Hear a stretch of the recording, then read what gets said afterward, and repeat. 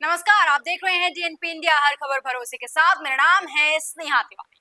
दोस्तों, क्या बिहार महागठबंधन में सब कुछ ठीक है, या सब कुछ ठीक करने के लिए बिहार में विपक्ष के सबसे बड़ा चेहरा तेजस्वी यादव आज दिल्ली पहुंचे हैं और कांग्रेस के राष्ट्रीय अध्यक्ष मल्लिकार्जुन खड़गे से मुलाकात कर रहे हैं।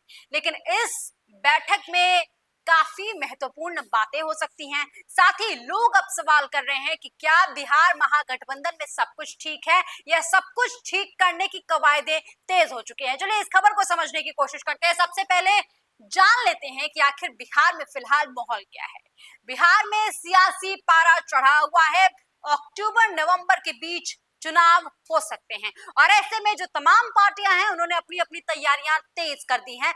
कांग्रेस के तरफ से आपको भी पता होगा कि किस तरीके से रैलियां निकाली जा रही हैं। बीते दिनों राहुल गांधी भी बिहार पहुंचे हुए थे और माना यही जा रहा था कि इस बिहार दौरे से बिहार में जो तमाम कवायदे चल रही हैं कांग्रेस की, उनको मजबूत करने की कोशिश की जा रही है। दूसरी तरफ जो कन्हैया कुमार हैं, वो फिलहाल कांग्रेस को मजबूत करने के लिए रैली निकाल रहे हैं और उनका कहना है कि इस बार कांग्रेस जगह जगह वार्ड वार्ड में मजबूत हो जाएगी और अकेले अपने दम पर चुनाव लड़ने के काबिल हो जाएगी। लेकिन यही बात शायद महागठबंधन को रास नहीं आई, यही बात लालू प्रसाद यादव को रास नहीं आई और यही बात तेजस्वी यादव को भी रास नहीं आई, क्योंकि लालू प्रसाद यादव का एकमात्र जो सपना है वो अपने जीते जी अपने बेटे तेजस्वी यादव को मुख्यमंत्री की कुर्सी पर आसीन देखना चाहते हैं। लेकिन इधर कांग्रेस की तरफ से गठबंधन का सीएम फेस साफ ही नहीं हो पा रहा है। तो ऐसे में दिल्ली में राष्ट्रीय जनता दल के नेता तेजस्वी यादव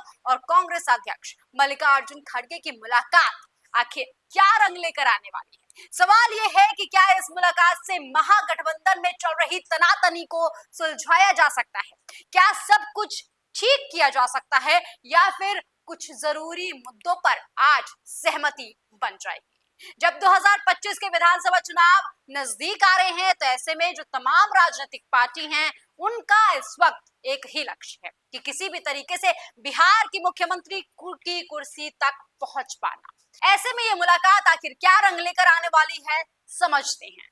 राष्ट्रीय अध्यक्ष मल्लिकार्जुन खड़गे के आवास पर यह मुलाकात होनी है और इस मुलाकात में कई अहम मुद्दों पर चर्चा हो सकती है। लेकिन सवाल यही है कि क्या महागठबंधन में फिलहाल सब कुछ ठीक है, या सब कुछ ठीक करने की तनातनी चल रही है, क्योंकि महागठबंधन ये जानता है कि बिहार में लगातार बीजेपी मजबूत हो रही है। एनडीए का कुनबा लगातार बढ़ता जा रहा है। एक के बाद एक तमाम राज्यों में जीत हासिल करने वाली बीजेपी और एनडीए फिलहाल पूरे आत्मविश्वास के साथ बिहार में उतरी है। अब ऐसे में महागठबंधन जिसमें आरजेडी, कांग्रेस और वामदल शामिल हैं, वो पिछले कई समय से कई मुद्दों को लेकर चर्चा कर रहे हैं और खास बात यह है कि फिलहाल ये चाहते हैं कि अपने आप को एकजुट दिखाया जाए, अपने आप को मजबूत दिखाया जाए, ताकि बीजेपी के बढ़ते कुनबे और बीजेपी की बढ़ती ताकत के सामने कमजोर ना पड़ पाए। तो ऐसे में इस मुलाकात में सीट बंटवारे से लेकर मुख्यमंत्री पद के चेहरे तक की तमाम असमंजस की जो स्थिति है उसको क्लियर करने की बात चल रही है। 2020 के विधानसभा चुनाव में महागठबंधन को हार का सामना करना पड़ा था और जब 2025 में यही चुनाव आ रहे हैं तो ऐसे में वो गलती जो पिछले चुनाव में महागठबंधन ने कर दी थी, वो गलती दोबारा दोहराना नहीं चाहते हैं और ऐसे में जो तमाम दल हैं वो मिलकर एक मजबूत रणनीति बनाकर इस बार बिहार महासंग्राम में उतरना चाहते हैं। लेकिन सवाल यह है कि क्या ये इतना आसान है।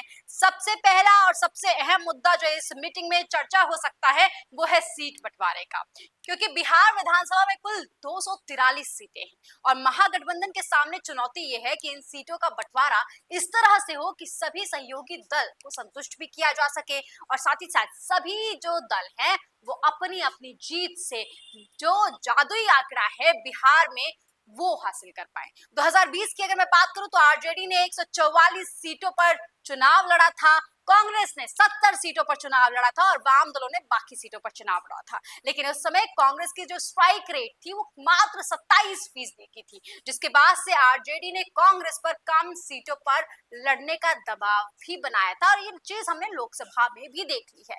अब 27% के स्ट्राइक रेट के साथ फिलहाल कांग्रेस चाहती है कि वो 70 से ज्यादा सीटों पर चुनाव लड़े ताकि इस बार वो अपने स्ट्राइक रेट को बेहतर कर सके। यही नहीं, कांग्रेस का, जैसे मैंने आपको पुरानी खबरों में बताया भी है, कि कांग्रेस का इस बार जो टारगेट है वो 45 से ज्यादा सीटें हासिल करने का है। तो ऐसे में 70 से ज्यादा सीटों पर चुनाव लड़ना होगा, जिसके लिए शायद इन दोनों ही पार्टियों के बीच में संतुष्टि वाली बातें नहीं हो पा रही है। टेबल पर जब बात हो रही है तो बात होगी ही स्ट्राइक रेट की, और स्ट्राइक रेट जो कांग्रेस का पुराना था वो बेहतर नहीं था। तो ऐसे में कांग्रेस फिलहाल जमीन पर काम कर रही है, जमीन पर उन सीटों को टटोलने की कोशिश कर रही है जहां कांग्रेस मजबूती के साथ ना सिर्फ लड़े बल्कि जीत कर भी आए। और साथ ही साथ बात यह भी है कि कांग्रेस ने इस बार अपने तमाम युवा चेहरों को जमीन पर उतारने का काम किया है। तो ऐसे में क्या ये तेजस्वी यादव के लिए एक बड़ी मुश्किल हो सकती है? क्या ये लालू प्रसाद यादव का जो वो सपना है अपने बेटे को मुख्यमंत्री की कुर्सी तक पहुंचाने का, क्या ये उस सपने को भी धराशाही कर सकती है? ये तमाम सवाल फिलहाल उठ रहे हैं। लेकिन बात यह है कि कांग्रेस की तरफ से जो कन्हैया कुमार है वो जमीन पर उतरे हुए हैं, रैली निकाल रहे हैं, और साथ ही साथ बीते दिनों आपने देखा होगा कि सचिन पायलट भी बिहार पहुंचे हुए थे, जहां पर राजेश कुमार, जो कि कांग्रेस के बिहार के अध्यक्ष हैं, उन्होंने उनका स्वागत किया था। तो ऐसे में जो तमाम युवा चेहरा है वो फिलहाल बिहार पहुंच रहे हैं, लेकिन इन तमाम युवा चेहरे की तरफ से जो एक संदेश आ रहा है वो साफ है कि महागठबंधन का जो सीएम फेस है उस पर कोई भी बात सामने नहीं आ रही है। दूसरी तरफ जो आरजेडी है उसका एक ही इस वक्त मकसद है कि किसी तरीके से तेजस्वी यादव को बिहार के लिए सीएम फेस के तरह से प्रोजेक्ट करना। और जगह जगह आपने देखा भी होगा आरजेडी की जो रैलियां हो रही हैं, संबोधन हो रहा है, उसमें तेजस्वी यादव को सीएम फेस के तौर पर प्रोजेक्ट भी किया जा रहा है। लेकिन जब कृष्णा अल्लावरू से पूछा गया कि आखिर कौन है महागठबंधन का सीएम फेस, तो इनके तरफ से भी बात क्लियर नहीं आई। इन्होंने कहा कि अभी बैठक होगी, अभी चर्चा होगी, उसके बाद डिसाइड होगा। वहीं कन्हैया कुमार की बातें तो लगातार ये साफ कर रही हैं कि महागठबंधन इस बार तेजस्वी यादव के सीएम फेस को प्रोजेक्ट नहीं कर रहा है। और साथ ही साथ जिस तरीके से राजेश कुमार को अभी अध्यक्ष बनाया गया था कुछ समय पहले ही, तो ऐसे में माना यह जा रहा है कि कांग्रेस इस बार बड़े भाई की भूमिका भी तो निभाना ही चाहती है, लेकिन साथ ही साथ 70 सीटों से ज्यादा पे चुनाव भी लड़ना चाहती है, और इस बार अपने नेताओं को वो बखूबी प्रोजेक्ट कर रही है और तेजस्वी यादव के सामने एक दावेदार के तौर पर भी पेश कर सकती है।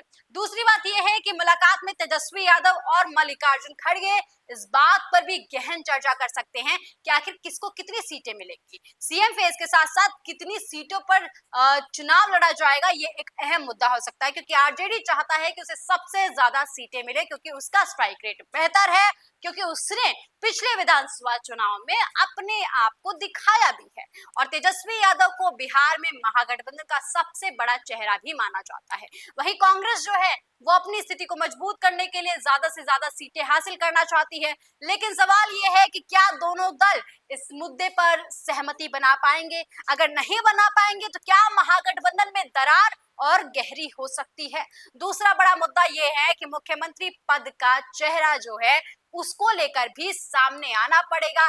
दोनों ही दलों को सहमति बनानी पड़ेगी, क्योंकि हम भी जानते हैं कि जो बिहार में फिलहाल सर्वे हो रहे हैं, जो पार्टी अपने अपने तरीके से सर्वे करा रही है, उसमें ये नतीजे सामने निकल कर आ रहे हैं कि 41% से ज्यादा लोग तेजस्वी यादव को सीएम के तौर पर देखना चाहते हैं, उनको पसंद कर रहे हैं। नीतीश कुमार को करीबन 18% लोग चाहते हैं। तो ऐसे में कहीं ना कहीं तेजस्वी यादव जो हैं वो बिहार का एक बड़ा चेहरा भी हैं और लोग उन्हें मुख्यमंत्री के तौर पर देखना भी चाहते हैं। वहीं जब हमने देखा कि तेजस्वी यादव को लेकर जो सीएम फेस है उसको लेकर जब कांग्रेस साफ नहीं कर पा रही थी कि आखिर कौन होगा, तो ऐसे में आरजेडी की तरफ से तीखी प्रतिक्रियाएं दी जा रही थी। तेजस्वी यादव की जो छवि है वो बिहार में एक युवा नेता के साथ साथ जोशीला नेता भी हैं, जो नीतीश कुमार के खिलाफ एक मजबूत विकल्प के तौर पर उभरे हुए हैं।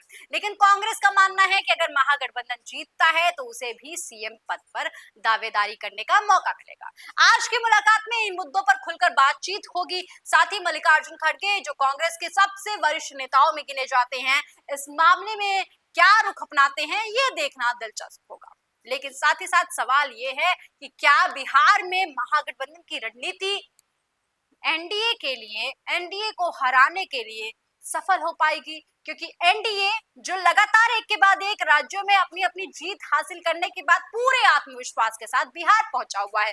आपने देखा है कि बीते दिनों एनडीए के तरफ से किस तरीके से ना सिर्फ रैलियां की जा रही हैं, मोहन भागवत वहां पहुंचे हुए हैं, श्री श्री रविशंकर वहां पहुंचे हुए हैं, बागेश्वर धाम पहुंचे हुए हैं वहां पर, और वहां पर हिंदुओं को एकजुट करने की वो बात कर रहे हैं। तो क्या इस इसका कोई तोड़ फिलहाल महागठबंधन के पास है? क्या इस रणनीति का कोई तोड़ महागठबंधन निकाल पाएगा? ये एक बड़ा सवाल है दोस्तों। आपको क्या कुछ लगता है कमेंट सेक्शन में लिखकर जरूर बताइएगा, लेकिन साथ ही ये भी जरूर बताइएगा कि क्या सीट बंटवारे को लेकर कोई फॉर्मूला तय किया जा सकता है जिससे ना सिर्फ कांग्रेस खुश हो बल्कि साथ ही साथ आरजेडी और जो वाम दल है वो भी खुश हो। लेकिन दोस्तों, जो हमने तमाम चुनाव देखे हैं, जो पिछले चुनाव हुए हैं, अगर मैं लोकसभा और विधानसभा का एक कंपैरिजन आपको दिखाऊं, या जो स्क्रीन पे लगा हुआ है, इसमें आपको साफ दिखाई दे रहा है कि अगर मैं इंडिया जो महागठबंधन है वो 2020 के जो विधानसभा चुनाव हुए थे उसमें वोट परसेंटेज जो आए थे वो करीबन 41% से ज्यादा थे, जो कि लोकसभा चुनाव में काफी घट गया था, मात्र 31% रह गया था। तो ऐसे में कहीं ना कहीं महागठबंधन के लिए टेंशन वाली स्थिति तो है ही है, लेकिन साथ ही साथ कैसे एनडीए को इस बार नीचे लाया जा सकता है, कैसे एनडीए की तमाम रणनीतियों पर जीत हासिल की जा सकती है, ये एक बड़ा विषय हो सकता है इंडिया गठबंधन के सामने। लेकिन दोस्तों, फिलहाल अटकलें तेज हैं। माना यह भी जा रहा है कि इस मीटिंग के जरिए बिहार की जो रणनीति है वो साफ हो जाएगी, वो क्लियर हो जाएगी, ये बात तय हो जाएगी कि कौन होगा महागठबंधन का सीएम फेस। लेकिन सवाल फिर से वही आता है कि क्या महागठबंधन में सब कुछ ठीक है? क्या सब कुछ ठीक कर लिया जाएगा बिहार चुनाव से पहले? क्योंकि इंडिया गठबंधन को ये मालूम है कि ना ही आरजेडी और ना ही कांग्रेस अकेले अकेले इस बिहार महासंग्राम में बीजेपी के सामने जीत पाएगी। तो ऐसे में इन लोगों को साथ रहना ना सिर्फ इनकी मजबूरी है बल्कि बल्कि एनडीए को हराने के लिए भी तब बड़ी रणनीति हो सकती है। लेकिन दोस्तों, बिहार महासंग्राम में क्या कुछ रिजल्ट होंगे ये तो आगामी समय बताएगा। आपको क्या कुछ लगता है कमेंट सेक्शन में लिखकर जरूर बताइएगा। साथ ही ये भी जरूर बताइएगा कि महागठबंधन में आपके हिसाब से सबसे बड़ा वो कौन सा चेहरा है जिसे बिहार की जनता पसंद करेगी। कमेंट सेक्शन में लिखकर अपना जवाब बिल्कुल ना बताना भूलिएगा। ऐसी तमाम खबरों के लिए देखते रहिए डीएनपी इंडिया, हर खबर भरोसे के साथ।